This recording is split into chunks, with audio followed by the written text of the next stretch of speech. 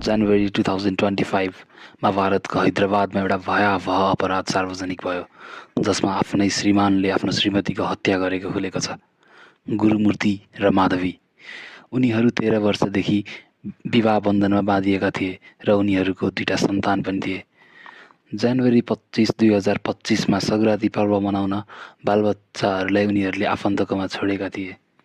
माधवीलाई आफ्नो माइत जान मन लागेको तर गुरुमूर्तिलाई आफ्नो ससुरालीको मान्छे खासै मन नपर्ने भएकाले उनीहरू बीच विवाद उत्पन्न भयो। गुरुमूर्तिले झगडाको बेला आफ्नो रिस थाम्न सकेनन् र माधवीमाथि आक्रमण गरी उनको ज्यान लिए, तर उनी यतिमै रोकिएनन्।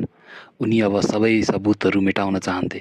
त्यसपछि उनले जे गरे त्यो तपाईँ हामी कहिले सोच्न पनि सक्दैनौँ। उनले माधवीको शवलाई टुक्रा टुक्रा पारेर बाल्टिनमा राखे। त्यसपछि टुक्रा टुक्रा पारेको उसको शरीरलाई